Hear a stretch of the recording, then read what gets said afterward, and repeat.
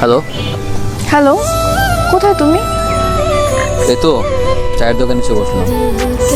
আচ্ছা দেখা করো, আমি বসে আছি। আচ্ছা।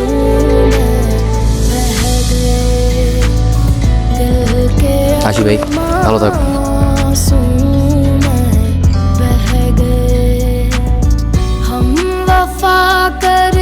কই চাচা, চাটা দিন।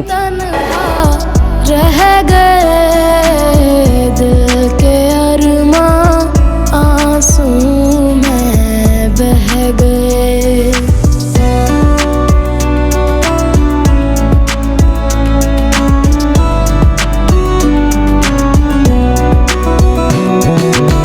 কি হয়েছে? মন খারাপ? বুঝতে পেরেছি, এবারও হয়নি তাই তো? কি সরাসরি না করে দিয়েছে নাকি আগের বার মতো ওয়েটিং এ রেখেছে, কোনটা?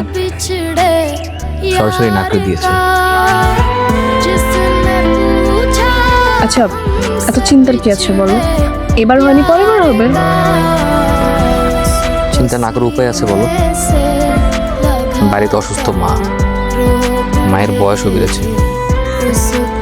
ভেবেছিলাম যদি একটা চাকরি পাই তো মাকে ঢাকায় নিয়ে আসবো, মাকে নিয়ে আলাদা একটা বাসায় থাকবো। সেই আশাতে মাও বুক বেরিয়ে আছে, কিন্তু কত চেষ্টা করলাম তারপরও পারলাম না।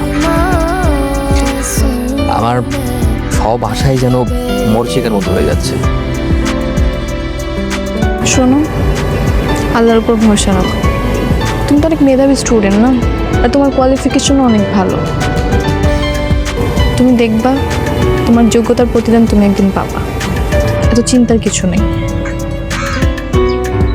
সেই আশাতেই তো আছি। আচ্ছা হয়েছে, এবার বাদ দাও এইসব। নিশ্চয়ই সকাল থেকে কিছু খাও নাই, দেখেই বোঝা যাচ্ছে। মুখটা একদম শুকায় গেছে। এই দেখো, আমি তোমার জন্য তোমার ফেভারিট রুটি আর গরুর মাংস নিয়ে আসছি, আমি খাইয়ে দিচ্ছি।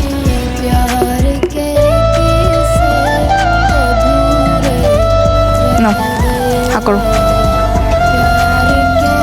হা করো।